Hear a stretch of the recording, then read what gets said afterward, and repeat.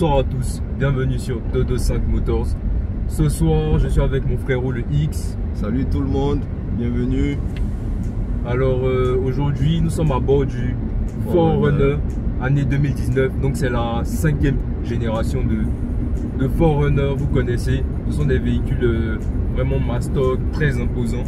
Il faut préciser même que c'est une voiture qui partage tout. Le châssis, la même motorisation, on va dire, avec le FG Cruiser.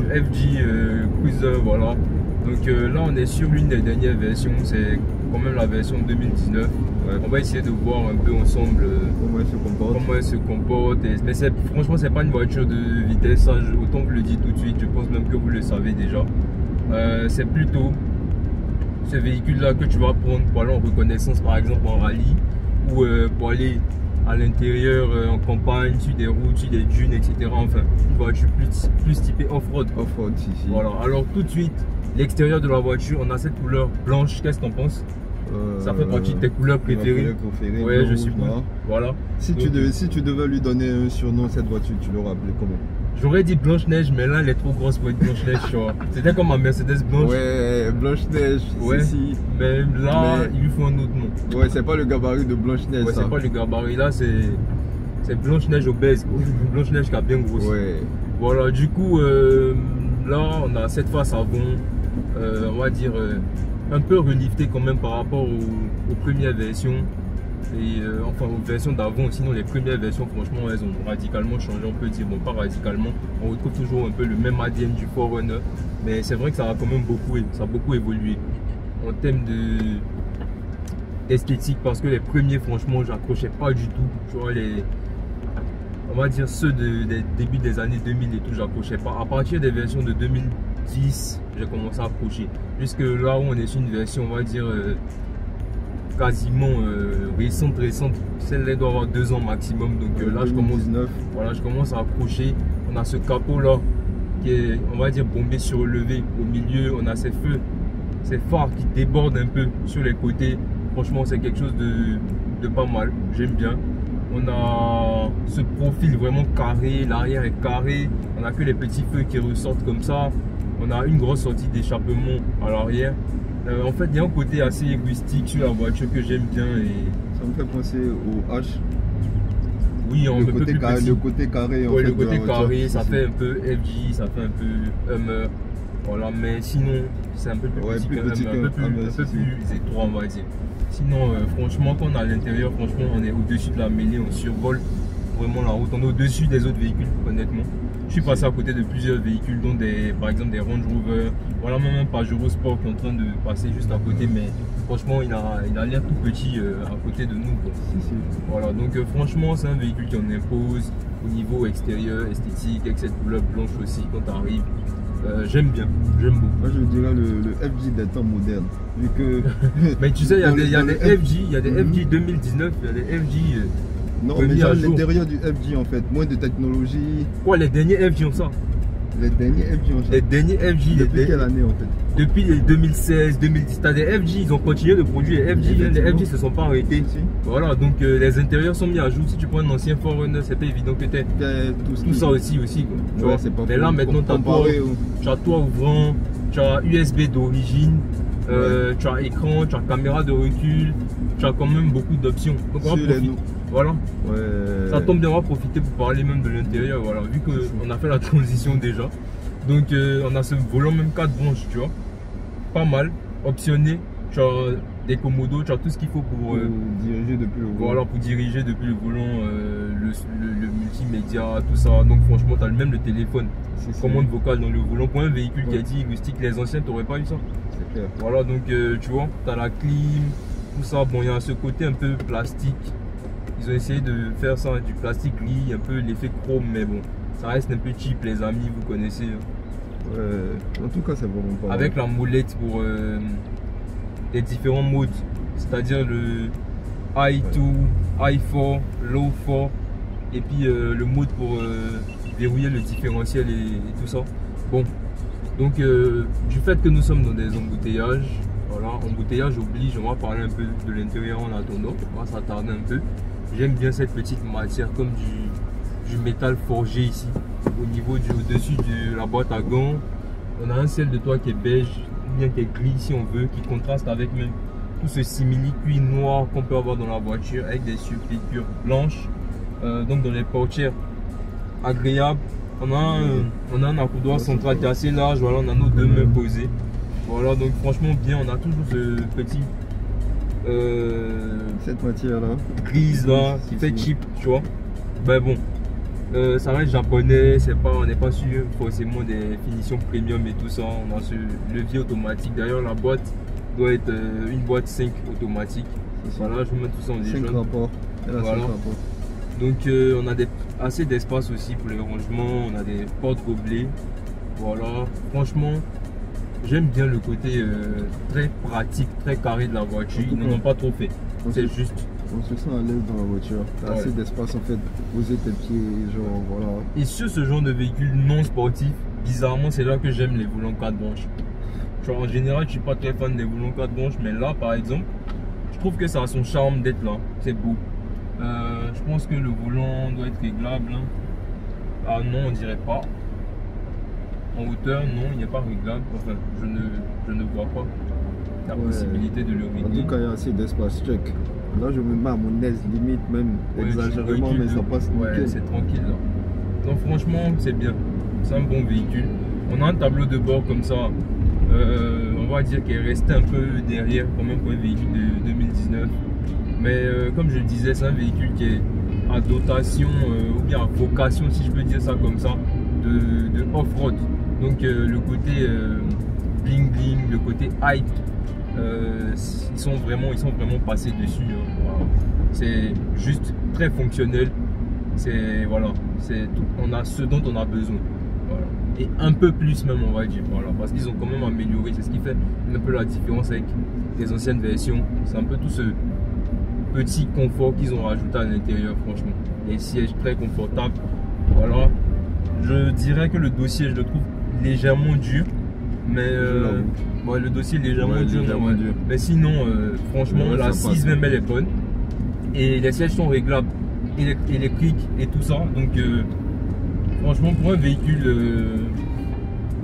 de cette gamme là, de ce standing, on va dire, de ce genre d'utilisation, c'est bon, on a ce qu'il faut. On a un grand coffre, voilà, de 1300 litres. Il faut préciser qu'on a 7 places, donc pour avoir profité de vraiment tout le volume du coffre, il faut baisser les 2 sièges dans le coffre. Mais sinon, franchement, ça reste vraiment fonctionnel d'avoir 2 places en plus. On a des bouches de clim à l'arrière, voilà, pour vous dire que quand même le standing de la voiture n'est pas naze. Voilà, c'est quand même quelque chose d'assez bien, voilà. Alors on a un moteur V6 4 litres qui développe 270 chevaux pour 377 Nm. Donc c'est très correct, voilà. Mais ça reste quand même un véhicule qui n'est pas destiné, comme je disais, à l'utilisation vraiment urbaine, voilà. C'est pas vraiment une citadine, c'est un véhicule soit pour l'autoroute, soit vraiment pour du off-road, voilà. Ça c'est mon avis, dites-moi ce que vous en pensez dans les commentaires. Et voilà, je pense que c'est carré. On va essayer maintenant de trouver une petite piste non bitumée. Alors là, je suis sur un terrain légèrement escarpé, vous voyez.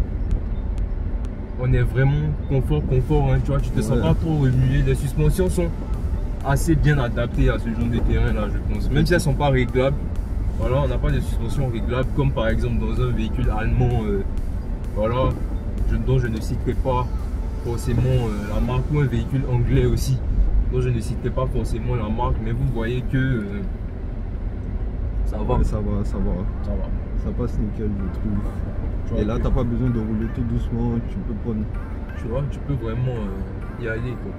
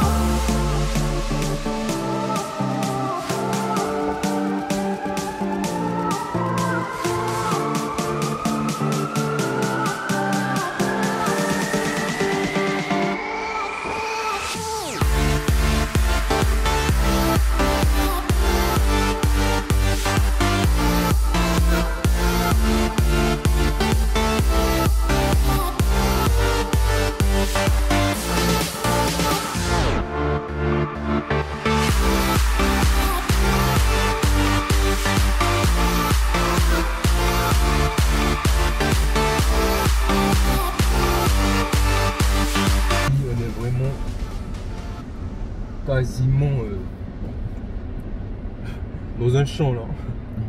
Mais vous voyez qu'on rencontre pas vraiment de difficultés. Ouais, ça passe crème. Ouais, ça passe comme dans du beurre. Et ça, l'avantage de ces véhicules là, franchement.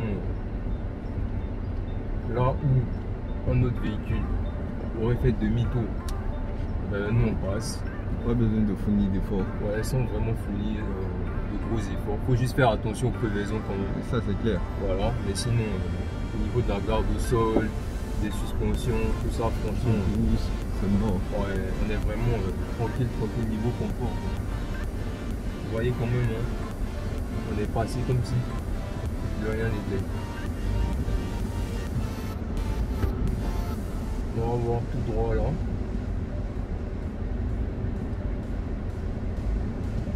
S'il y a moyen de continuer notre petite exploration. Vous voyez, la route n'est vraiment pas bonne. Hein. Ouais, ça va. Bon, après il y a pire. Hein. Il y a pire. Mais là déjà avec l'angle d'attaque de la voiture, l'angle de fuite, franchement, c'est carré. Ouais, pour ce genre d'endroit là, c'est clair que tu as besoin d'une voiture comme ça. Et il faut préciser qu'on est équipé en pneus VIN, on n'a même pas des pneus. Ouais, voilà. Mais déjà, tu vois que ça passe nickel. Donc imagine si c'était des pneus de piste en fait. Ouais, ça allait franchement le faire. Regarde. Ouais. Relax. On a des petites dunes là, mais c'est comme si de rien n'était. On monte là-dessus comme c'est pas clair. On descend, on monte, ouais. Franchement, dans le sable comme ça, même le sable plat, tranquille, on a des pneus, franchement, ils sont pas les mieux, équipés. Voilà, les mieux adaptés, même si je peux dire ça comme ça, voilà. Tu t'imagines, tu mets les pneus qui vont avec et tout, tu as ta voiture typique pour off-road. Oui, mais ça c'est sûr. Attends, là on est sur un FJ Cruiser. Hein. C'est juste la carrosserie qui change. Là, ça c'est un FJ, hein, ça. Donc si là on n'est pas sur un véhicule de off-road, je vois même pas. Sur quoi on sera sur un véhicule de off-road, ça n'a plus aucun sens. Là tu rajoutes la petite cheminée là, tu vois le filtre à air en haut pour passer dans peut-être 1 mètre d'eau comme ça. Tu rajoutes de bonnes suspensions, des pneus vraiment adaptés, avec et tout. Des rampes de LED, tout ça. Ça serait pas mal. Ouais, déjà tu es bien parti pour débuter en off-road, hein. Tu es très bien parti même. Tu vois. T'as une voiture comme ça, tu fais des modifs, les vitres teintées et tout, tu passes nickel man. Bon là déjà il est blanche avec des vitres comme des vitres teintées. Donc franchement là déjà niveau esthétique, niveau allure, c'est un truc qui passe bien. Elle en rejette. Ouais, franchement, pas forcément la voiture dont tu as envie de couper la route, quoi. Alors merci les amis d'avoir suivi cette petite vidéo sur le 4Runner 2019. Franchement c'est le véhicule qu'il faut pour sortir des sentiers battus. C'est vraiment un véhicule qui met en confiance et qu'on pourrait prendre pour aller au bout de la terre, pour citer une certaine expression. Allez, merci au X d'avoir participé à cette petite vidéo. Ouais, merci à toi de m'avoir fait appel. Bah, comme toujours, on est ensemble. Ouais. Et en tout cas, je conseille le 4Runner à toute personne qui aimerait faire du off-road. C'est une voiture qui passe vraiment bien sur piste. Franchement, c'est top. Allez, je vous dis à très bientôt pour une nouvelle vidéo et ciao les amis.